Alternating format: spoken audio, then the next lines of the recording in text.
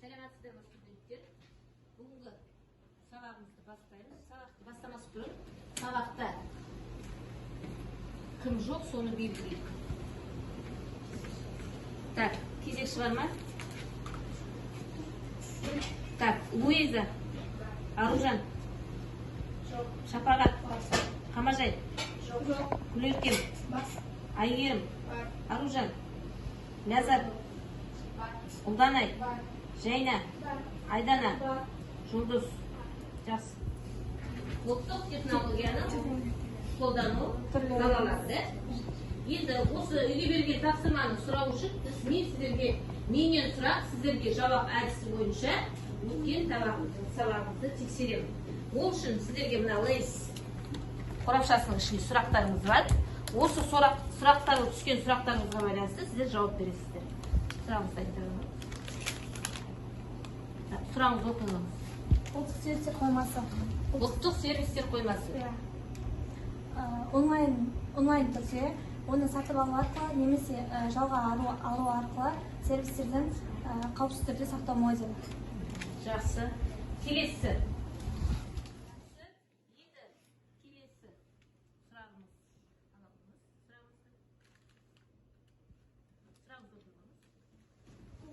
Google календарь онлайн күнтізбе қызметі қандай? Google календарь уақытты үнемдеу және тиімді пайдалану үшін ең тиімді онлайн күнтізбе. Жақсы. Келесі. Қандай?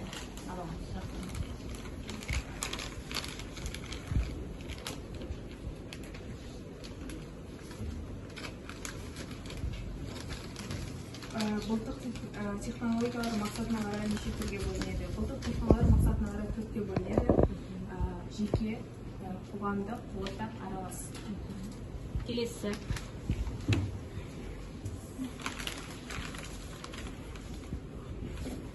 Google диск дегенімізде файлдар хостинг және оңай басқару үшін қауіпсіз кеңістіктерді сақтау кеңістігі. Бүгінгі сабағымыздың тақырыбын жазайық. Дәптерімізді ашырамыз. Сабағымыздың тақырыбын жазамыз.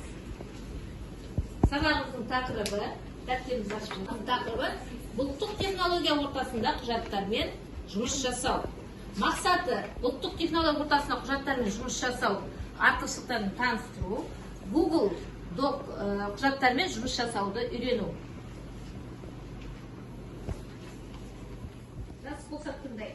Интернет желісі арқылы кез келген құрылғылар, стандартты мәтінді құжаттар, кестелер, презентациялар және тағы да басқа файлдарды қашықтан бірлесіп өңдеу мүмкіндік бұлттық технологиялардың заманауи қызмет түрлерінің арқасында іске асып жатыр. Бұлттық технологиялар ортасында дамыған соншалықты арнайы программалар жабдықтар қажет етпей, интернет желісі арқылы бірнеше қолдаушылар үшін нақты уақыт режимінде стандартты файлдармен жұмыс жасау, бірлесіп жұмыс жасау мүмкіндігі қарастырған. Бүгінгі тақырып бойынша қазір мен сіздерге екі топқа бөлемін сіздерді. Екі топқа бөлемін.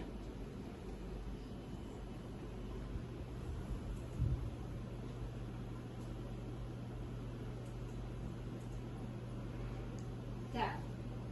Топқа бөлемін. Бірінші топ. Аружан, Луиза, Ұлданай, Жұлдыз, Лязар. Екінші топ. Айдана, Жайна, Айгерім, Шапағат, Күлеркен. Ауысып отыра қоямыз.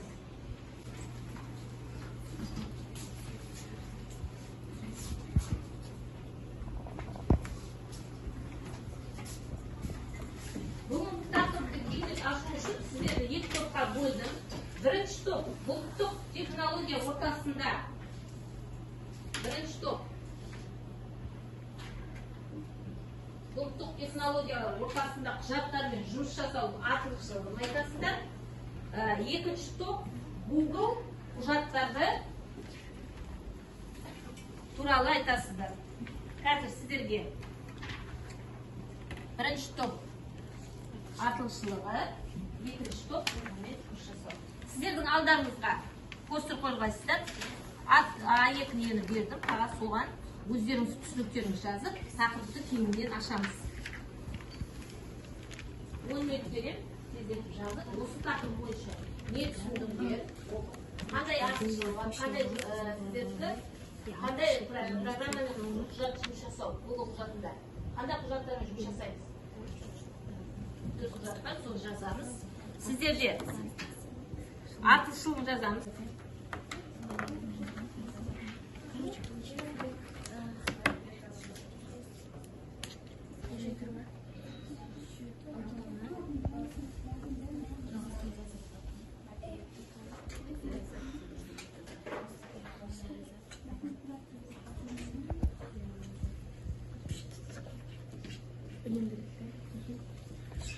жазылыш өзіңдікі басында өте.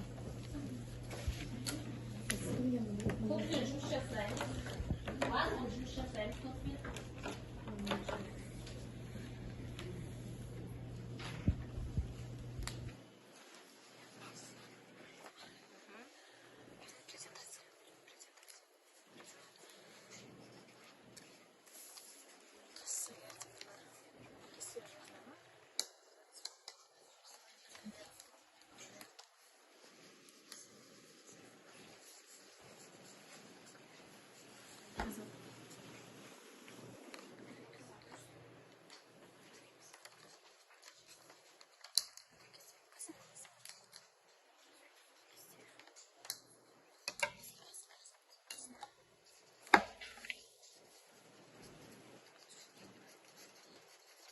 Уақыт болды, 10 минут өтті. Қай топтайын? Екінші топтайын сұрақ шыға қойын.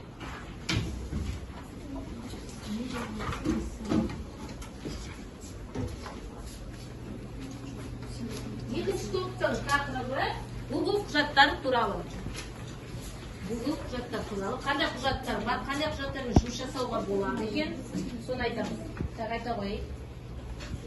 Google құжаттар, мәтіндік құжаттары бірнеше тұтынушыға қолжетімді.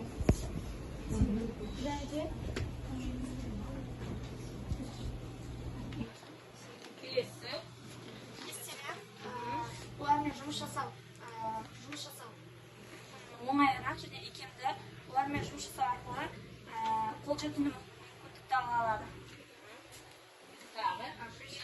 Презентация.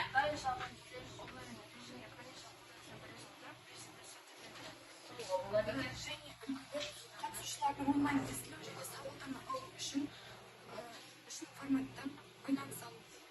Бізде сонда презентация, кестелер, үлгілер, сосын мәтіндік құжаттармен жұмыс жасауға болады екен. Жақсы. Орнынан отырайық. Келесі топ, бірінші топ. Ұлттық технологиялар орнасында құжаттармен жұмыс жасаудың артықшылығы. Қандай артықшылықтары бар екен, сол туралы айтамыз.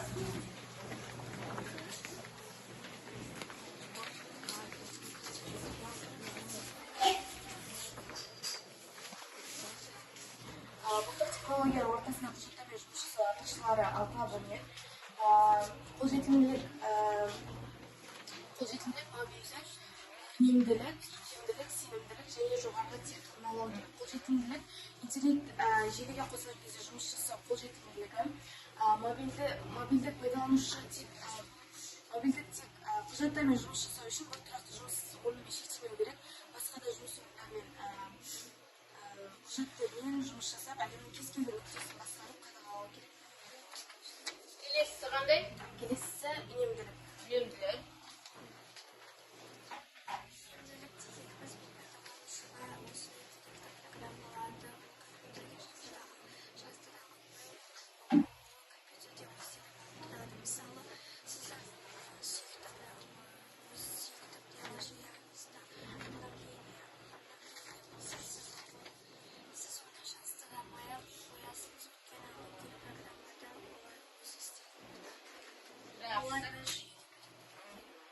Жақсы, келесі. Провайдерлер бәрі қажет бюджетті ресурстардың автоматты түрде шешімін тауып, жұмыс бойынша қолдануға жағдайын жасайды. Келесі қандай?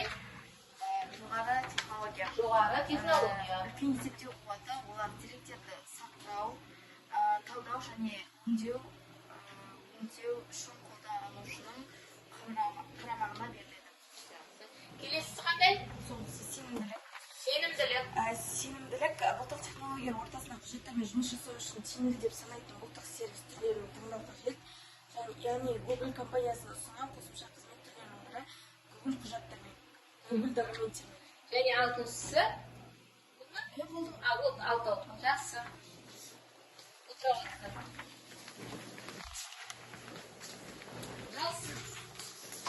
Бүгін тақырып бойынша сіздер бұлттық құжатта жұмыс жасауға туралы және де бұлттық технологиялар ортасында құжаттармен жұмыс жасаудың артықшылықтары туралы мәлімет алдық.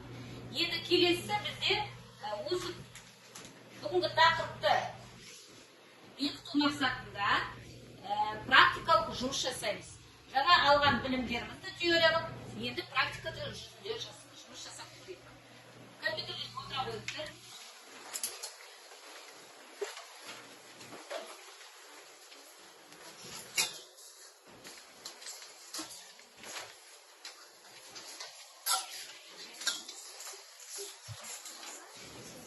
Сіздердің кітаптарыңызға мен сілтеме жібердім. Сол сілтемені ашып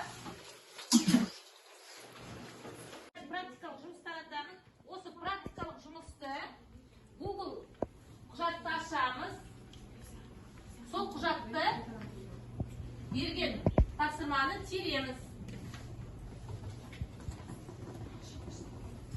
Жіберген сілтеме арқылы кіреміз. Сілтемені басамыз. Сілтемені ашамыз. Ашылған құжатқа берген тапсырманы тереміз. Бұл жерде екі тапсырма бар. Бірінші тапсырма менің отаным Қазақстан деген мәтінді теріп, отан деген атпен сақтаймыз. Екінші тапсырма Ала Құнанбаевтың ғылым таппай мақтанба өлеңі жатқа жазу.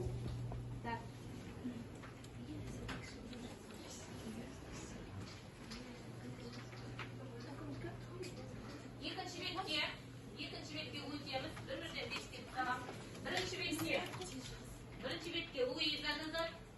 Екінші бетке Аружан жазады. Үшінші бетке Табағат жазады. Төртінші бетке Гүлеркен. 5 Айгерім. 6 Аружан. 7 Лязат. 8 Ұлданай. Келесі Жайна. Айдана Жұлдыз. Келесі бетке түсеміздер.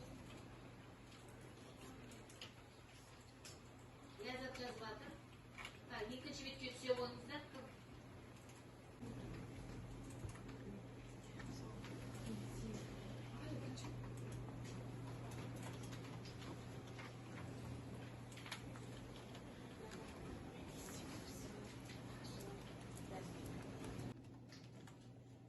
Жұмыстарымыз аяқтайық.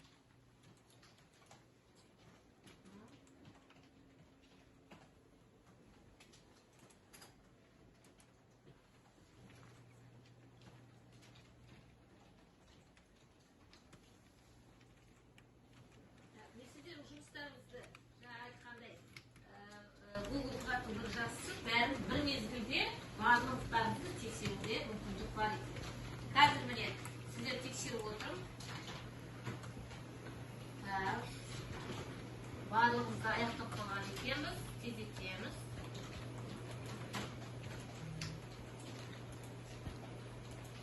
Сақтаймыз. Жұмысымызды сақтаймыз. Отан деген атты сақтаймыз.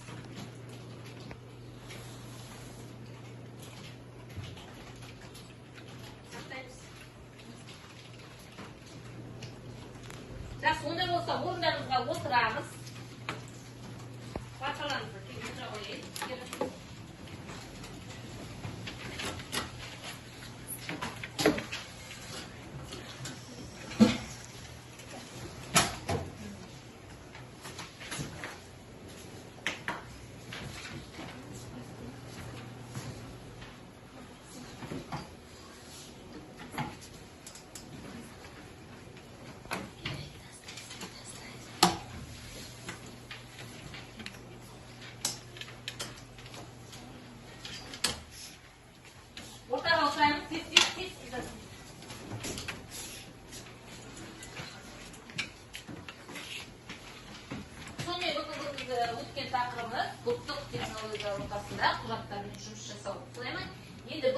тақырыбымызды бекіту мақсатында мен сіздерге үлелік терісінде тапсырма дайындадым. Бұл жерде тапсырманың атауы нысанның атауы мен оның анықтамасы арасында байланысты орнатыңыз дейді. Так, тақтаға шығады.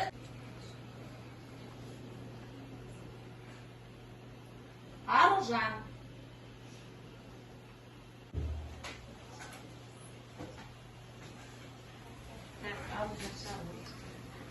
Табамыз. Презентация дегеніміздің анықтамасы қайсы тауып аламыз. Презентация.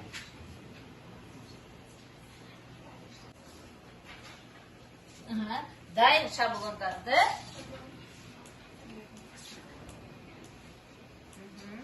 Так, келесі мәтіндік құжаттар. Қайсысы? Так, жақсы. Отыра ғой.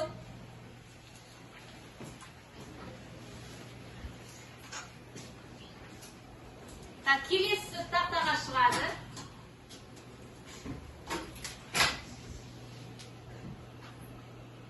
Ләззат. Ләззат шыға қолымыз. Кестелер. Сәйкестендіріп қойыңыз. Кестелер.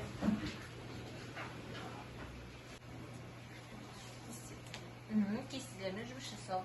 Дұрыс. Так, келесі тақтаға шығады.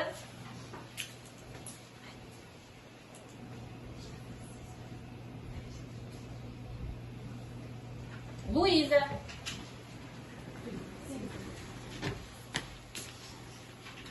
Форма.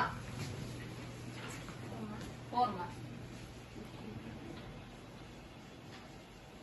Мыналарымыз жауапта берілген уже мыналар.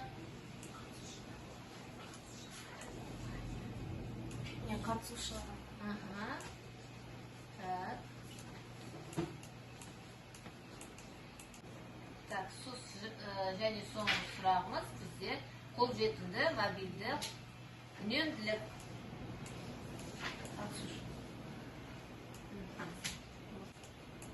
Жақсы, отыра ғой. Қазір біз бұны тексереміз.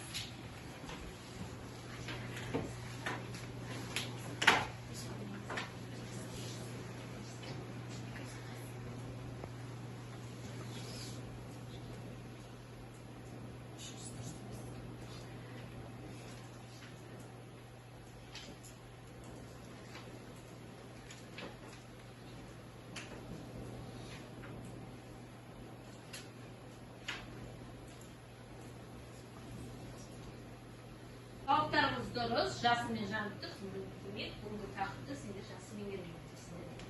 Есептейміз. Ары қарай.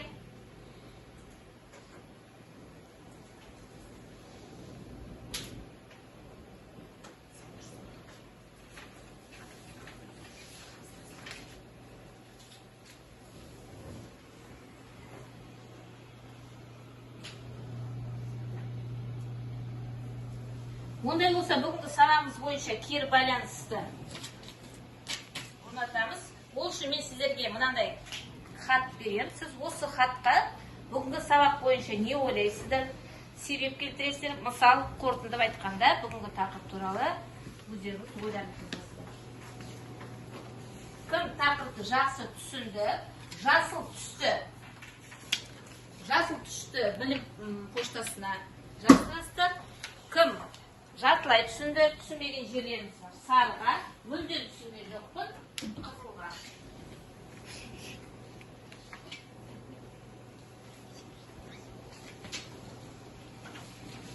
Өз ойларыңызды жазыңыздар бүгінгі сабақ бойынша.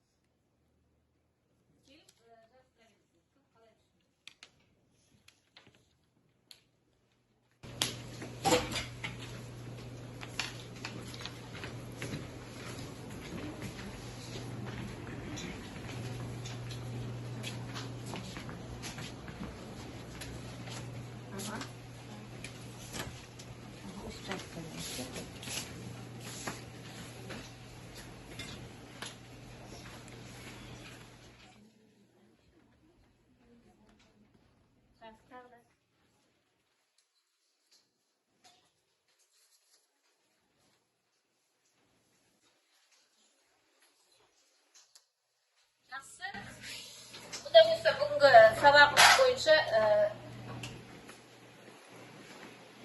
бағалауды бастаймыз. Бағалау парағы бойынша бүгінгі сабаққа белсенді қатысқан студенттерді бағалаймыз. Бүгін Ләззат жақсы қатысты сабаққа, Луиза жақсы қатысты. Екінші топтан Айгерім жақсы қатысты, Айдана жақсы қатысты, және де Жайна